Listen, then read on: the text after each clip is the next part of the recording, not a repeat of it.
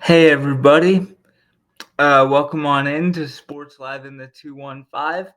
Today we'll discuss the Flyers' very dramatic and very tense 2-1 win against a suddenly very game Detroit Red Wings team in overtime. The Flyers were able to extend their point streak to 6, and that was huge. I thought Joel Farabee played a really good game. Well, the Flyers as a whole played a really good, tight checking defensive game.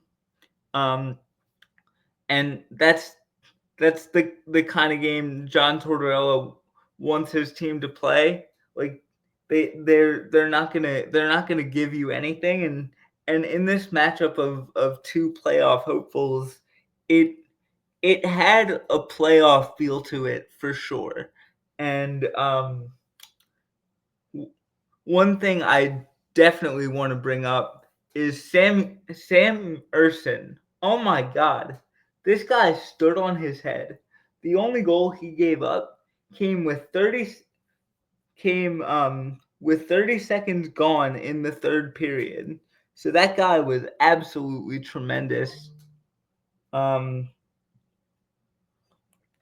I thought I thought Joel Farabee played a really great game.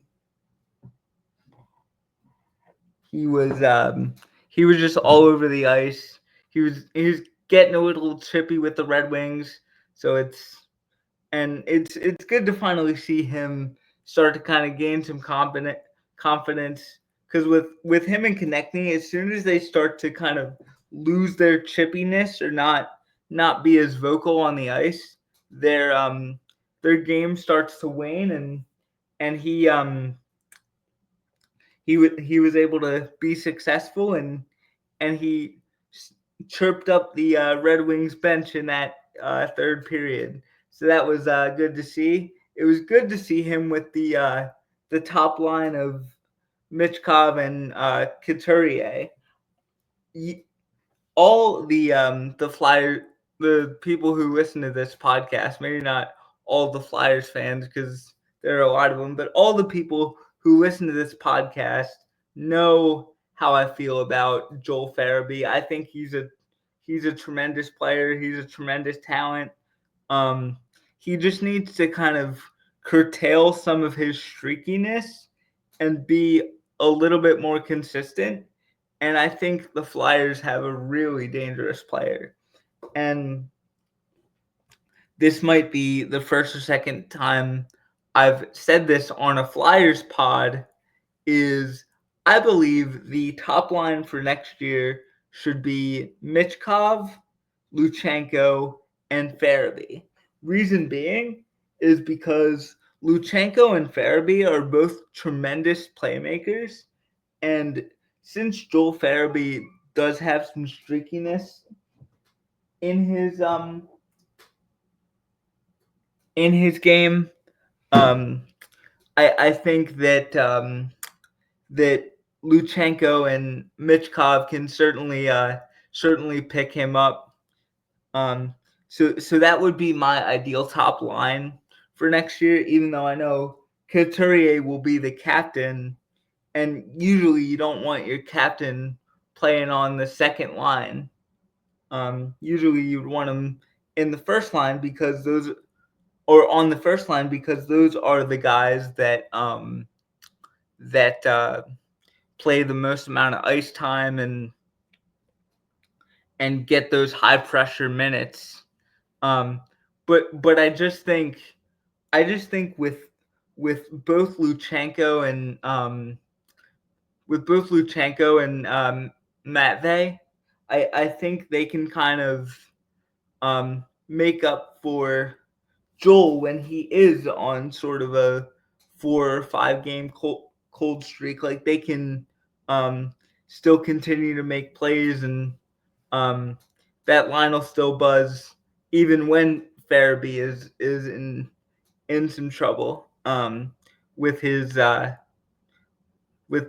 game. So um, I think that should be the ideal top line combination for next season.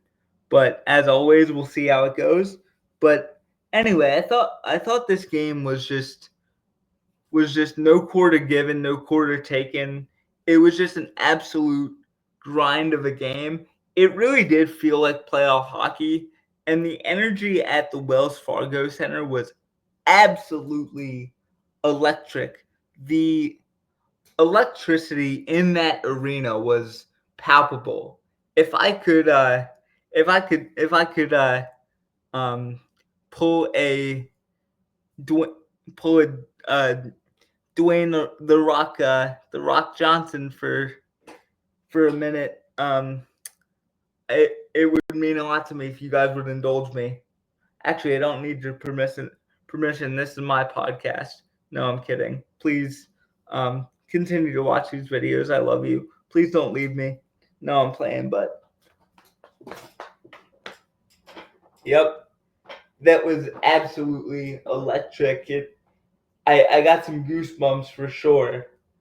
Like I could just feel the intensity of that hockey game, and the fans, they brought it on what would have been the week of the Eagles Lions NFC Championship game.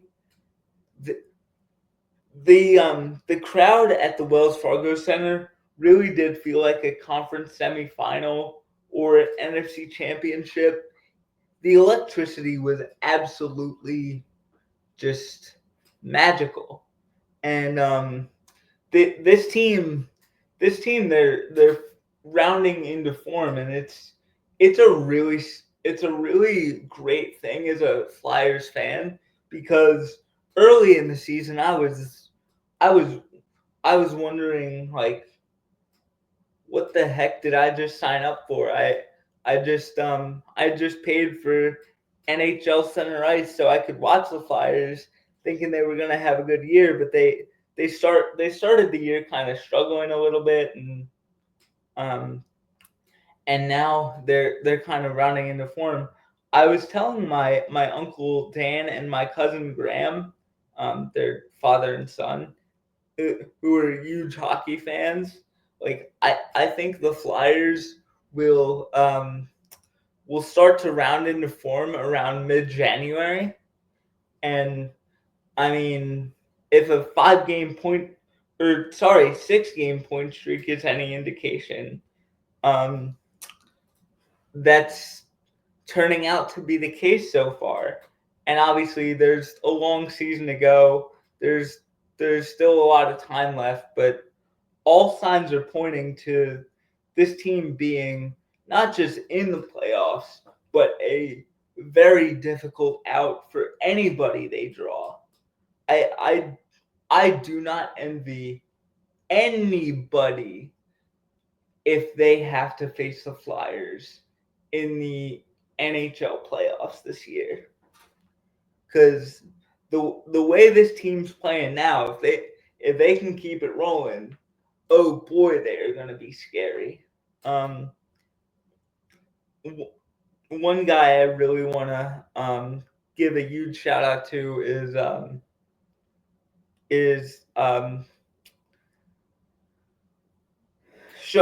Sean Couturier. He played another really great defensive game.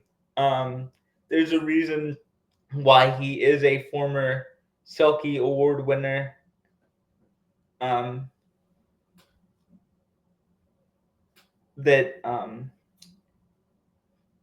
that award goes to the NHL's top defensive forward, and he played a really good defensive game. The Flyers actually lead the league in both block shots and block shot percentage, and that's really the MO of a John Tortorella team. Is when you step on the ice, you got to give everything, and I was saying to my occupational therapist yesterday, it's usually like I it's usually the best teams are usually the ones who are best in the defensive end of the ice, field, or court.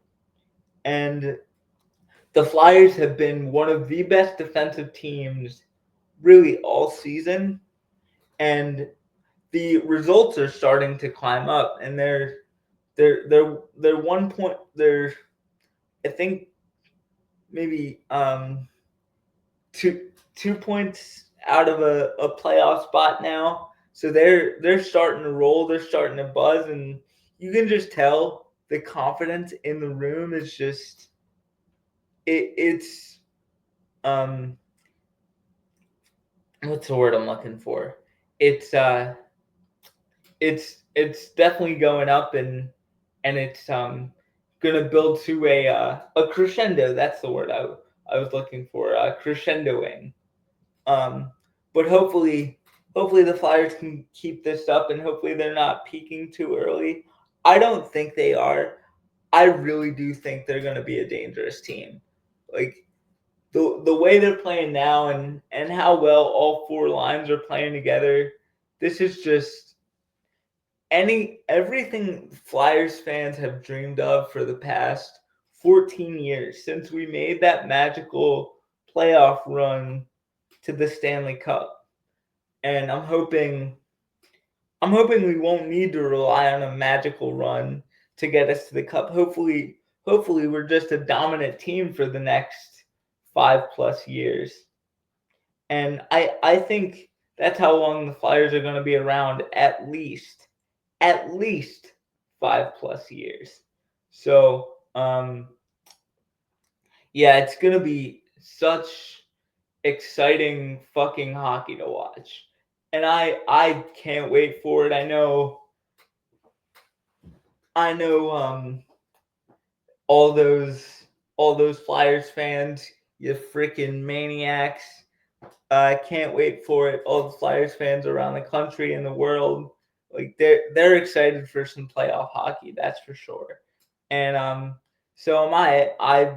I really hope, really hope that the Flyers can keep up this level of play, because if they can, oh boy, it's gonna be tough for the rest of the NHL, because when this team's confident, and this team is just rolling on, or firing on all cylinders, and rolling all four lines, I don't know if really anybody can beat them on a consistent basis.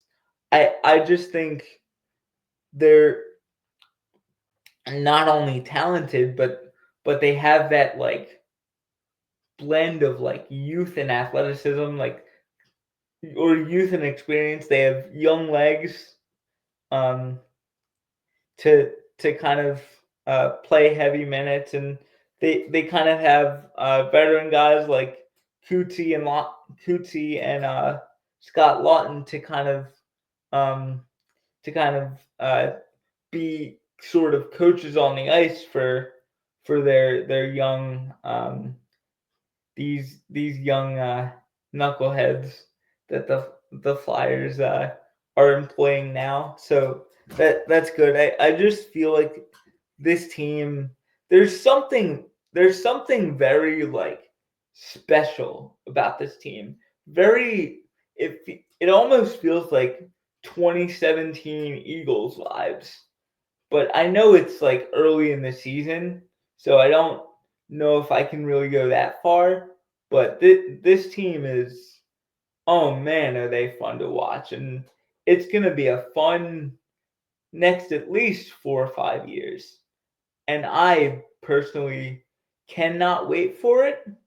And as always, thank you for listening to this, and go Flyers.